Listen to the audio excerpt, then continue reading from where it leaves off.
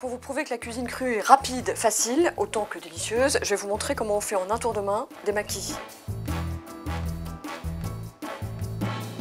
Je me suis passionnée pour la nourriture crue et la gastronomie crue, parce qu'il y a une telle fraîcheur de goût, une telle intégrité, une vivacité de parfum dans la cuisine crue que j'ai naturellement été portée à lui consacrer ma vie.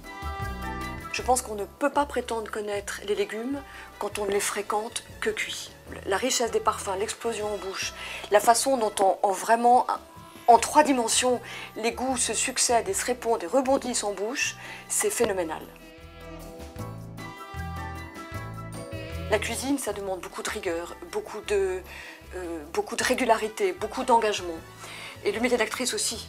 Il y a la partie intuitive, laisser aller, intuition, et il y a aussi la partie rigueur, parce que pour mettre en équation les principes de la cuisine crue, ça demande aussi autant d'inspiration que de travail. Les choses peuvent être tiédies, jusqu'à 40 degrés, 45 degrés, elles sont tièdes, donc elles sont presque à température du corps, ce qui est assez idéal. Et puis, le rêve, c'est de pouvoir accompagner avec un thé.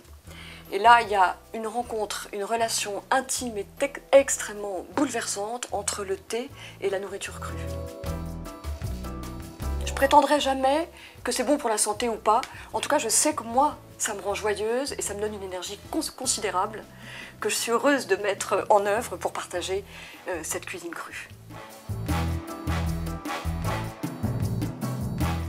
Si j'ai adopté la cuisine crue chez moi, c'est parce que je suis étudiante et qu'en termes de temps, c'est un peu compliqué de se faire à manger le soir quand on est étudiante. Et c'est vrai que la cuisine crue, en termes de facilité et de pratique, c'est juste génial. Moi j'adore ce caramel, je trouve qu'il est meilleur que le caramel cuit parce qu'il n'y a pas de beurre, il n'y a pas de sucre, il n'y a pas de lait.